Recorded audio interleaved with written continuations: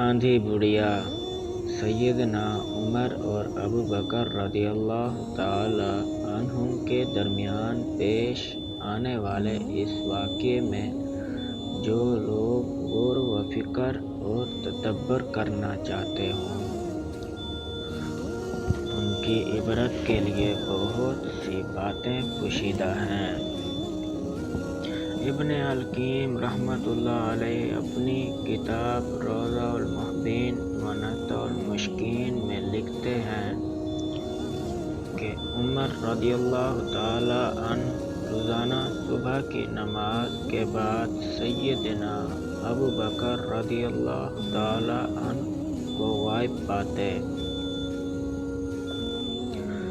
वो देख रहे थे कि अबू बकर रदियल्लाहु अन्हु नमाज की अदायगी के लिए तो बाकायदगी से मस्जिद में आते हैं, मगर ज्यों ही नमाज ख़त्म हुई वो चुपके से मदीने की मज़ाफ़ते इलाकों में एक देहात की तरफ निकल जाते हैं।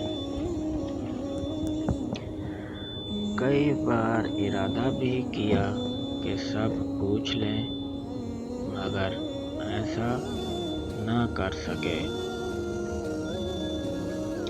एक बार वो चुपके से हज़रत अबू बकर रदियल्लाहु अन्हु के पीछे चल दिए। सैयदना अबू बकर रदियल्लाहु अन्हु देहात में जाकर एक खैमे के अंदर चले गए। काफ़ी देर के बाद जब वो बाहर निकलकर वापस मदीने की तरफ लौट चुके तो हज़रत उमर रदियल्लाहु अन्हु उस खैमे में दाखिल हुए। क्या देखते हैं कि खैमे में एक आंधी बुढ़िया दो छोटे छोटे बच्चों के साथ बैठी हुई है। हज़रत उमर रदियल्लाहु अन्हु ने बुढ़िया से पूछा, ए अल्लाह की बंदी, तुम कौन हो? बुढ़िया ने जवाब दिया, मैं एक नबीना और मुफलिस व नादार औरत हूँ।